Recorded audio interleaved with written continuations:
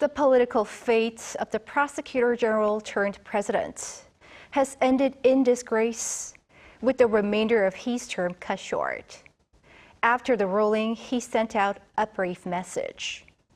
Our political correspondent Kim Do-yeon with the details.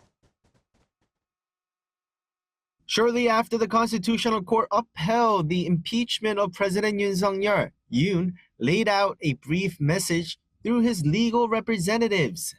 While he didn't directly mention the Constitutional Court's ruling, he thanked his supporters and said, quote, "I am sincerely grateful for your unwavering support and encouragement, even when I fell short. I deeply regret not being able to live up to your hopes and expectations."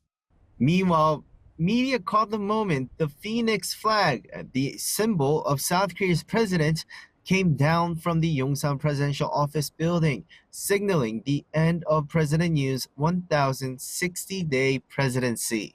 The office will be supporting acting President and Prime Minister Han Duck-soo, but at 3:30 p.m., the presidential office released a statement saying that the Chief of Staff for Policy, the National Security Advisor, along with all senior-level secretaries have expressed their intent to resign.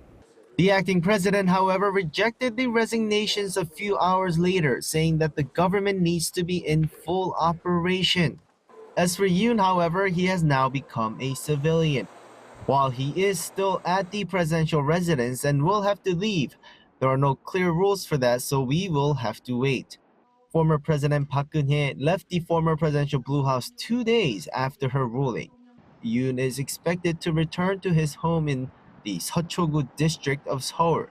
From this point on, he will not be treated as a former president due to Friday's ruling. This means no presidential pension or a spot at the National Cemetery. The Presidential Security Service will no longer be fully protecting him, but because he has state confidential information, there will be a downsized security team to at least guarantee his safety for at least 5 years and 10 at the maximum. This also ties into his criminal trial.